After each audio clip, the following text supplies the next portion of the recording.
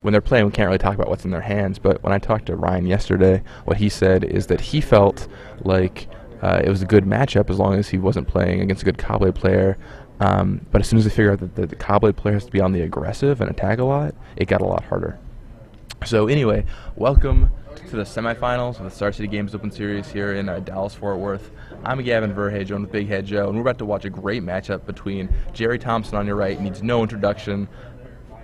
Magic players everywhere these days, one of the most read registered Star City games, and always brewing up. Top-aided last week with 3-color Coblade. Came back this week with a take on and Ryan reads the Squadron Hawk. And came back this week with a take on Coblade that has no day of judgments. Just Tumble Magnet. On your left is goofy-haired Ryan OConnor. He's just a fun guy. They're all friends here. He read the Squadron Hawks. That was great. And yeah, Ryan is awesome. I love hanging out with him, and he's just a really cool guy. Brewed up a deck with AJ Soccer on the way down here. Like kind of a Midwest player. Works with Brandon Shield. Often hangs out in that group a lot.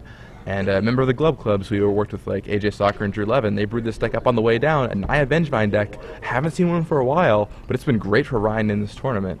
He picked up 2 losses against. One loss and a draw against 2 great players, AJ Soccer and Nick Spagnolo.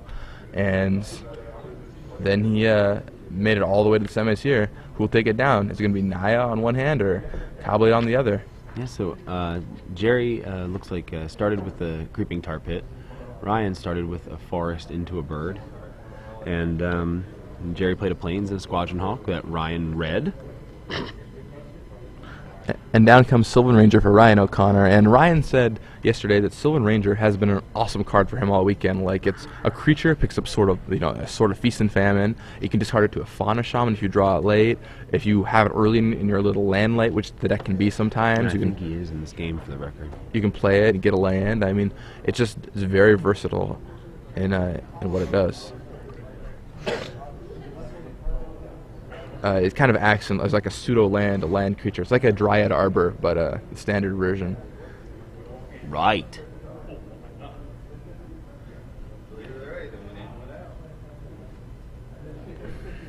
Gerry thinking through his line of play here.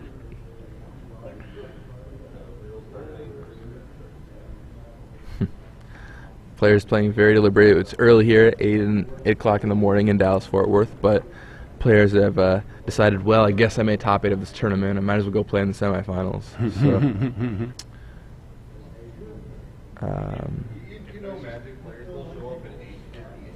and this shows you the deliberacy of these players. Like, Gerry's thinking, like, should I attack with the Hawk here? Like, is this 1 point going to matter? Is he going to attack with his Sylvan Ranger if I leave my Hawk back?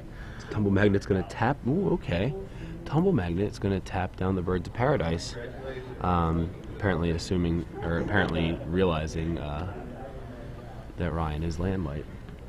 I'm sure that's what Gerry was thinking about on his turn, is if he wanted to tap the bird, or if he felt Ryan was a little light on lands. It's worth noting that I think the big thing that might have tipped Gerry off was that Sylvan Ranger. Like, if Ryan kept the hand with Sylvan Ranger in it and he thought about it for a little bit, it could be easily evident that Ryan is behind on lands. And this is that's a big beating for Ryan. Like, we've seen Fauna Shaman be so crucial in this matchup. It's really the make or break card. If you get an active Fauna Shaman, you can push so far ahead. But when Jace starts controlling the Fauna Shaman, you have a big issue. And here we are. Jace came down, bounced that Fauna Shaman, and things are going to be looking a little rough for Ryan now.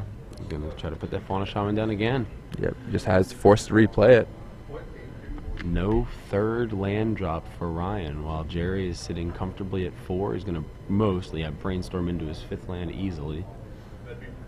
It's a tough break here, game 1 for Ryan.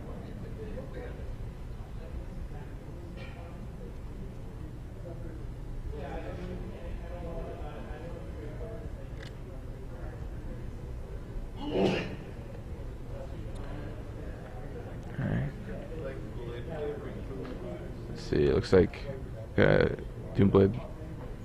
I don't know. Alright, gonna Squadron Hawk down. Probably grabbing the rest of the team.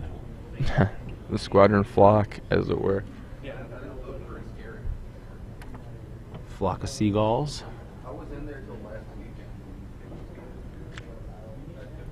And then I think Gerry's gonna do something to remove that Fauna Shaman, right? I would think so, although He's pretty far ahead right now. Okay, so preordained from Gerry.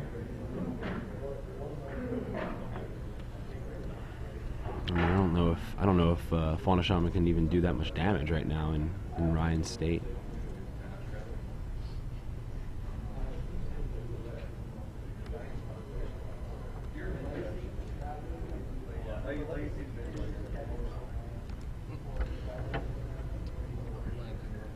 And Gerry, I think going in a little deep on the preordain, thinking about what his options are, making sure that he figures out what he wants to do. And we talked to both AJ and Gerry yesterday. They said that a key of the deck was knowing when to cast your preordains. They said playing it on turn 1 is seldom correct, and you really want to wait until right about here when you know what you're looking for to start casting your preordains.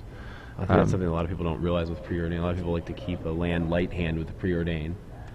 Right. I mean, yeah, you can do that, but not always what you're looking for. And we see a go for the throat on Ryan's Fauna Shaman there, and Ryan has a second Fauna Shaman to follow it up, but Gerry still has an active Jace, meaning he can, at the very least, bounce that Fauna Shaman for a turn. He's kind of like running in quicksand right now, it seems like Ryan is, you know?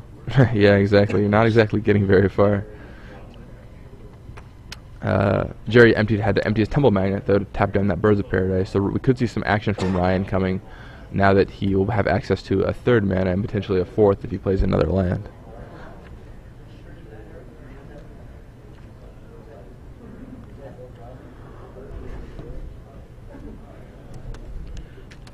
Gerry tapping 1. We're going to see a preordain here. Yep, preordain from Gerry.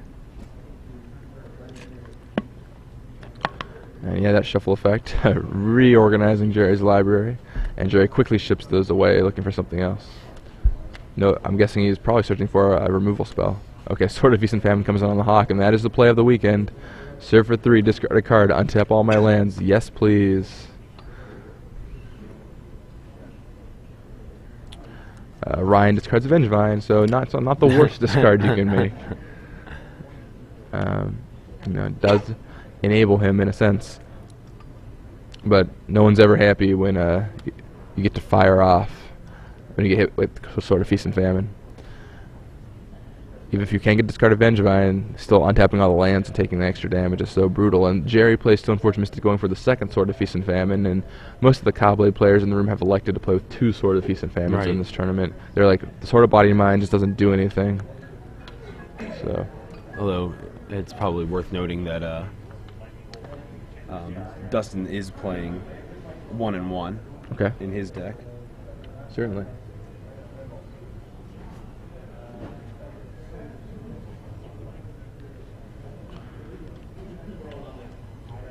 So a couple people still have the split, but both Gerry and AJ opted for just the double Feast and Famine. And another Hawk for Gerry, and then they ships the sword over to the Hawk to prevent any Vengevine shenanigans from occurring.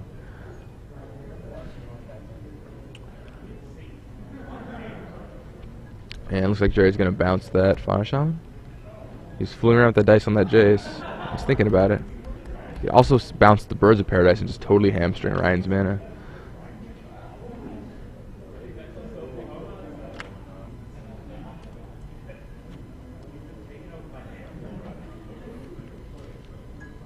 Yep, and so he decides to bounce the Birds. Maybe a little unconventional, but he knows if he can just cut Ryan off from casting his spells, he's going to be okay, even if that Fauna Shaman does get active. And I mean, it's true.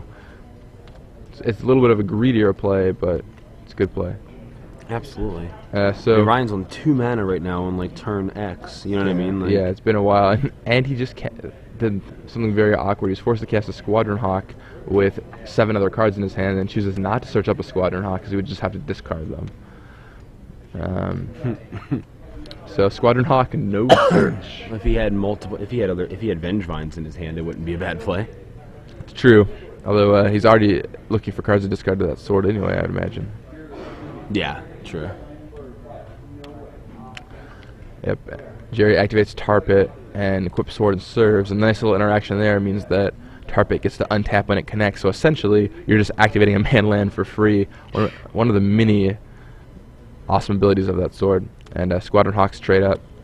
Ryan's going to take 6 here, drop to 11, be forced to discard another card.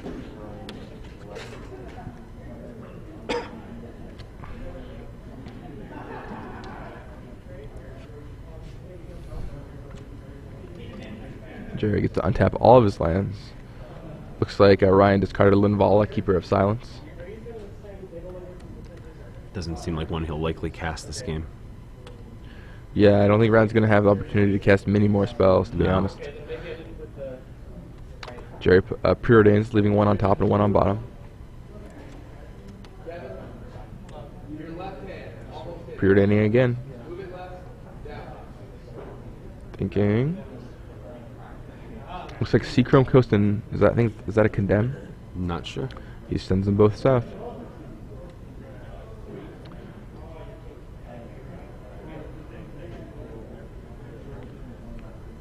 And Gerry Fate Seals.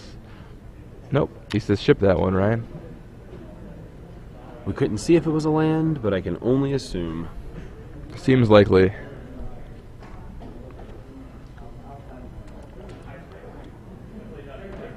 And you're going to re-equip the sword back to Stoneforge Mystic.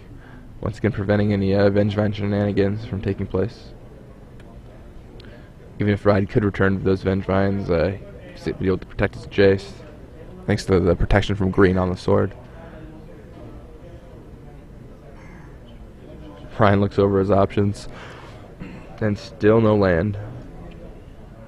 There's always that glimmer of hope when your opponent fate seals you with Jace. The moment of trepidation where you're like, well, I sure hope I find a land here or whatever I'm looking for, a sweet spell. That was not there for Ryan OConnor. Nope.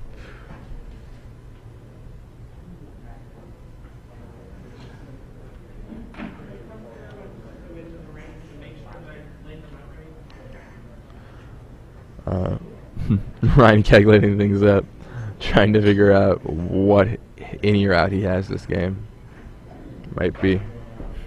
Personally, I would go to game 2, but that's just me. Okay, so he did find a land, but it enters the battlefield tapped, which is definitely not what he was looking for. Not fun.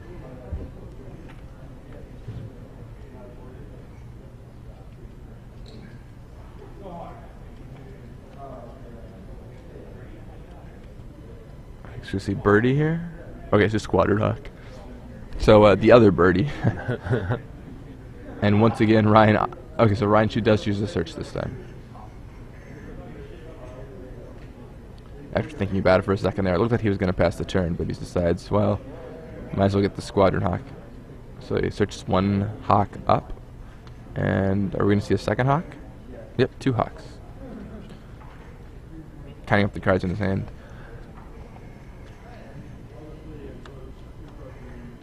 And Gerry draws.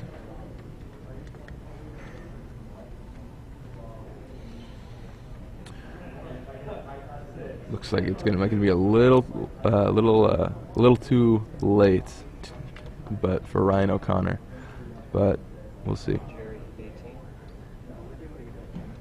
Yeah, I mean, it's obviously a pretty tough position to come back from. Gerry has access to 8 mana, and Ryan has access to 3. Does not seem good.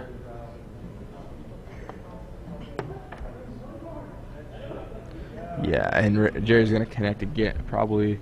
Well, I guess Ryan can block with that Squadron Hawk, which is probably what he's going to do. But with a double sword, yeah, I mean, Gerry's going to connect with at least one Sword of Feast and Famine this turn. Yep, activates Creeping Tar Pit, ships both swords to it, meaning he's going to connect with both. Serves with 7, dropping Ryan OConnor's life total to 4. And with that Creeping Tar Pit on the other side of the board, it means that it's going to be very difficult for Ryan OConnor to do much blocking at all. Everything untaps. Ryan's forced to ship 2 cards to the graveyard.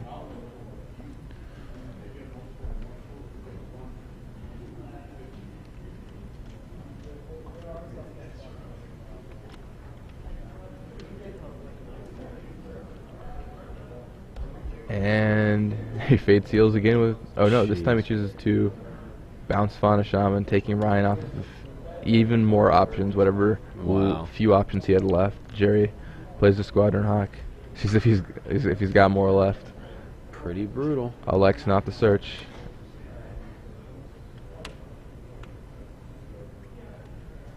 And once again ships swords over to other creatures to prevent Vengevine shenanigans, although at this point I don't think Vengevine would do that much. But Gerry's just playing tight. He doesn't think Ryan can do anything. But just to be careful, you don't want to make a sloppy play and Right. accidentally find yourself backpedaling after a perfect series of draws. All right, yeah, Ryan packs him in. Not much going on for Ryan OConnor in that game. Not really, unfortunately for him. Players are headed into game 2. So we were talking about this yesterday. How do you think the players are going to sideboard? Well, first of all, we got 6 months of premium here that we're doing a giveaway. Save me from having to answer the question about sideboarding. So get your hashtags ready. Go on to Twitter. Hashtag, which is the number sign, for those who don't know what a hashtag is, followed by SCG Premium. So hashtag SCG Premium. Just tag your tweet with that. And I got one. Got a question. well, then, yeah, feel free to ask your question. What is the nickname? What is the nickname that Gavin has been using for Ryan OConnor this weekend during the coverage?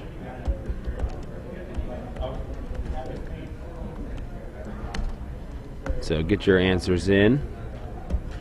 So for those who didn't hear the question the first time, so first of all, go onto Twitter, type in hashtag SCG Premium, and write your answer to the question, what nickname have we been using for Ryan OConnor all weekend? And we'll choose one person out of all the people who reply with the right answer, and we'll give them 6 months of free premium on Star City Games, which is pretty awesome. I mean, Gerry Thompson, who's in this match right now, premium writer. You're going to want to see his report. You're going to want to see this take on Cobblade, as well as future takes on Cobblade, and how he recommends evolving things for LA next week or Atlanta in 2 weeks. Gerry's the guy who's always on the cutting edge, and what he says when it comes to these Star City tournaments usually turns out to be pretty accurate information. You're not going to want to miss that. Plus, all kinds of other great writers, Patrick Chapin, Brian Kibler. I wouldn't be surprised to see tournament reports from many of the players who made top 8 this weekend. Ryan OConnor donning the Star City shirt. Wouldn't be too surprised to see him write a little piece for us. So you are going to want to stay tuned to the premium side of Star City Games next week for Gerry's article and all the other articles that come along with it. Seems like a pretty good deal to me. So yeah, get those answers rolling in.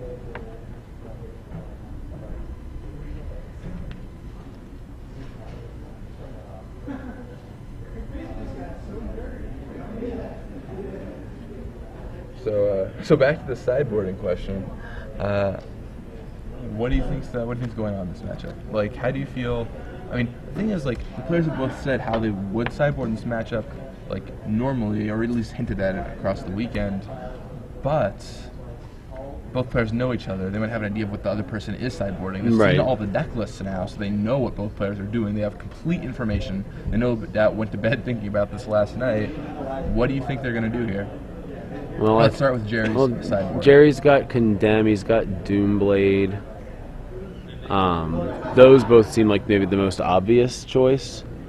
But Morriside doesn't seem terrible against Vengevine, frankly. I don't know if he would do something like Flash Freeze. I don't think it really. I mean, obviously, I think the Squadron Hawks and the Stoneforge Mystics are a little more important to counter than like the Fauna Shamans in the long run. Like it's not worth flipping them out. You know what I mean? Like it's not worth replacing one for one. I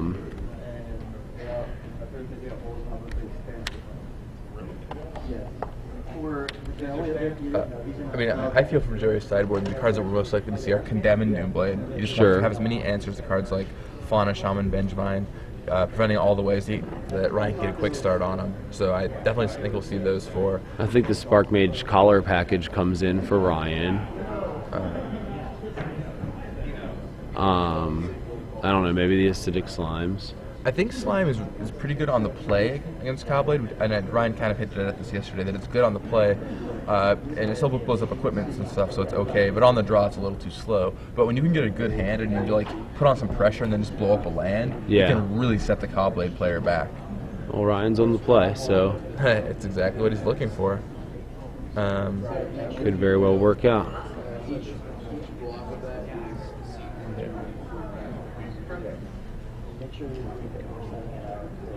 Anything about Um, yeah, let's see. Yeah, as far as the deck lists go, I mean, I think Gerry probably wants those flash freezes in this matchup too. He definitely wants them on the play, I think, so he could potentially counter a Fauna Shaman. Maybe on the draw they're not that impressive. They can hit an acidic slime potentially. Yeah, on the draw they actually don't look that good. So I think he'll leave the flash freezes in the board for now, and then maybe bring them back out for the third game, if there is one.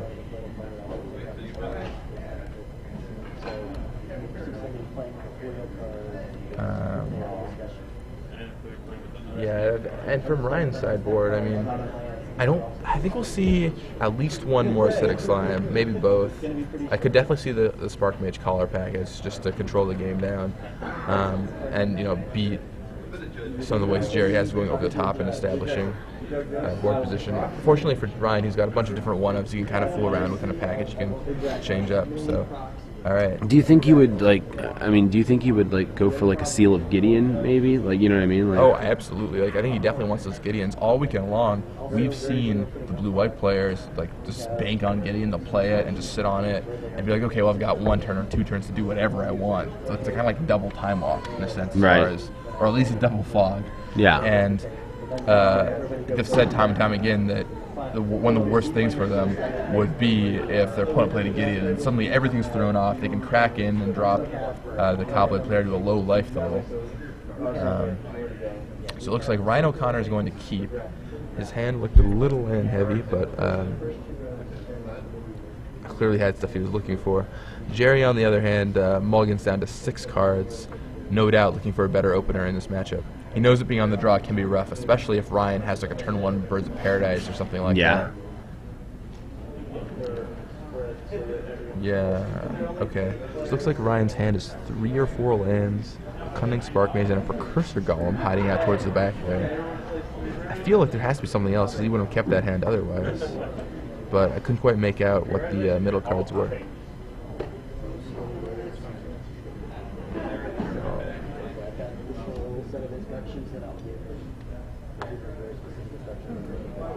Did you tweet the question? I did. I don't know if my internet's been running a little slow, but there's a couple. All right. I mean, anything. All right. And you know what I mean? Like, you know. And so Ryan has the turn 2 Fauna Shaman, which is such a dominated card in this matchup. And Gerry Doombladed it away. Gerry knows he needs a Doomblade in this matchup, and was no doubt trying to find one. Let's see, so turn 3, just a sword from Ryan OConnor, just a sword. But there's no creature on Ryan's side, which makes that sword a little less threatening. But we've seen it all weekend where it looks so innocuous. There's just a sword chilling out or something, and then suddenly, within 2 turns, the sword is connecting, they're unloading their hand, and things going downhill.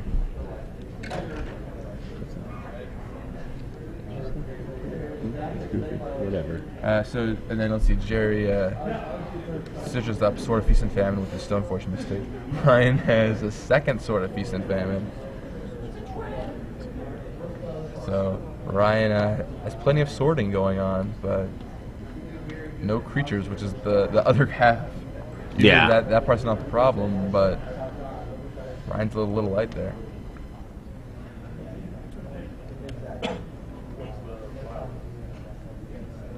Gerry, well, his swords are for decoration right now. But as I've been saying over the last couple weeks, swords are not for decoration. But the Mythic Rare looks pretty nice. I equipped something. Okay, Squadron Hawk, that's a good one to equip it to. Sure. I think it's likely Gerry boarded out his counter magic in this matchup. It's not very good in general, especially on the draw, so I think we'll see most of Ryan's spells resolve. And nope. He did leave in Mana Leak. Okay, down comes Spark Mage. The interesting thing with the Spark Mage is it does have haste, so he could have played Spark Mage and equipped the sword and swung, but obviously Gerry would have leaked it. Instead, Ryan was able to establish Spark Mage. Now, of course, Ryan's just looking for a collar to be able to knock off all of Gerry's threats, but still on its own, it's pretty threatening. Deals with Squadron Hawk. And it can definitely pick up both those swords next turn and just get to brawling. And now it looks like it's Gerry that's land light. Did you miss a land drop here? Seachrome Coast comes down for Gerry. Ryan's got 5 lands, Gerry has 4, so.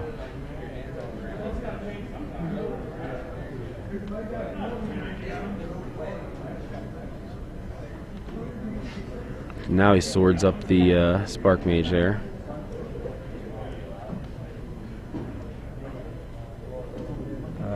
What's the play? He's going to tap it to deal 1 damage to Stoneforge Mystic. No, I'm kidding. He's attacking with it, actually. Yep. Pretty awesome. Swing with the Spark Mage.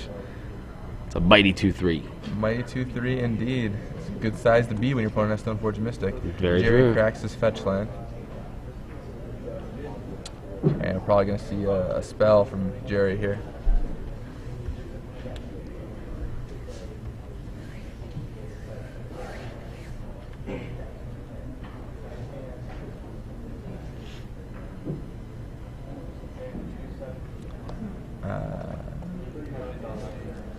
Yep, and there's a Condemn from Gerry on the attacking Cunning Spark Mage. I don't know how often you see a Condemn cast on Cunning Spark Mage.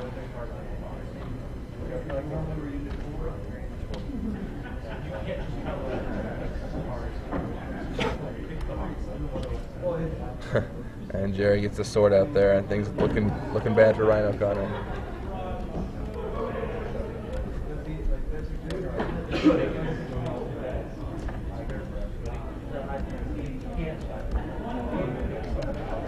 Yep, and in comes the sword. Ryan's forced to pitch his Precursor Golem, and yeah, that's rough. His plan was no doubt getting with Spark Mage, untap all of his lands, cast the Golem, which would have been awesome with both the swords to be able to suit them up.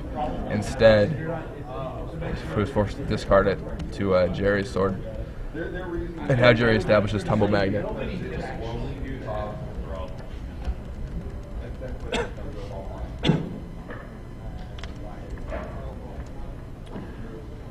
Ryan figuring out what his plan is. For Ryan, that's really too bad also, because that Precursor Golem was just the card, and that was his one-of bullet that he really wanted there. You get 3 copies of it. It would beat the Tumble Magnet. It would allow him to equip up all of his swords and start connecting. And being forced to discard that is a really big blow to Ryan OConnor's game plan.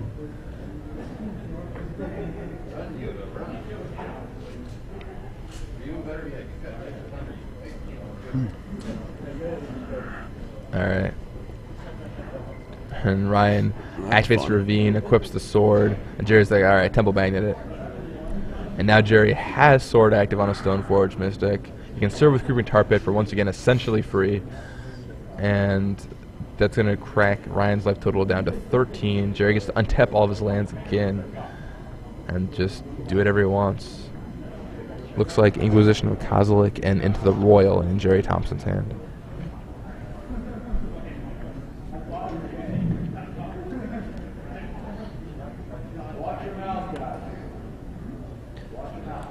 Man, it seems like... Good morning, Magic players, and welcome to the StarCityGames.com. Oh man, Acidic Slime from Ryan. It's a good one to draw. We are still taking sign-ups for both the Gerry Into the Royal says sword in response. If you'd like to sign up for either of these events, please come on up to the event stage where Joseph and myself will be more than happy Forcing to sign up. so did he just not Acidic Slime anything? Oh no, he targeted. Okay, yeah, I see what happened. He targeted the sword, and Gerry did it in response. So he didn't do it in response to the slime. Yeah, that's a really neat interaction there. Yeah, Into the Royal seems awesome. Gerry was talking about this a little yesterday. AJ was talking about it a little yesterday. Against the beatdown decks, you can buy a little bit of time. Against the control decks, you can bounce a Jace or Gideon, or a sword that's incoming. Just gives you a nice little bit of versatility, which is kind of what you're looking for with that deck in a lot of matchups. You have so many strong plays, sometimes you just need a little bit of utility to deal with your opponent's cards. So Ryan draws, and now he can at least declare his combat step, where a Temple Magnet will likely tap down that Acidic Slime.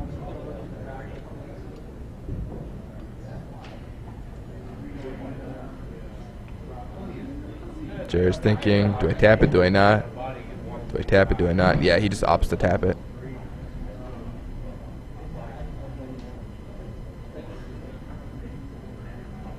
Yeah, why mess around with it?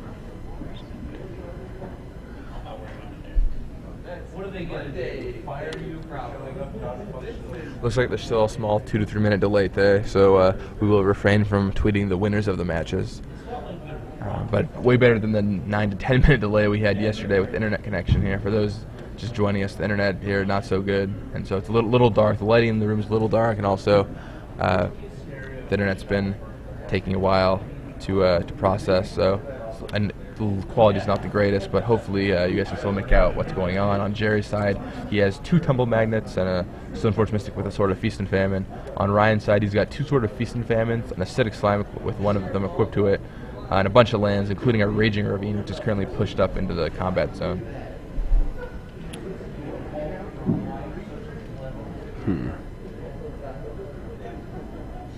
There's a Sun Titan. That's a sweet card for Ryan OConnor, but I don't know if it's going to be enough. You can get back Fauna Shaman.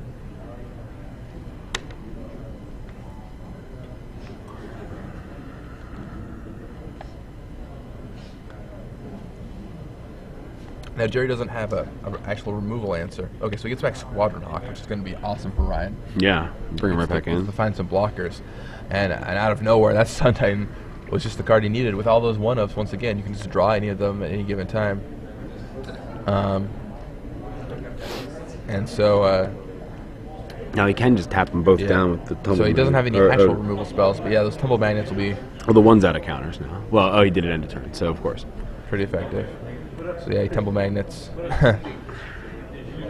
down Ryan's other creature, and looks like he's going to get in for 6 here.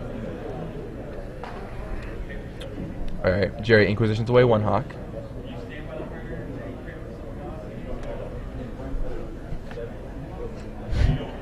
Ryan.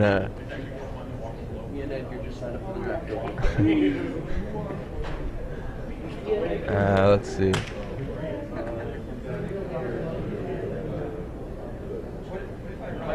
Searches in for 6.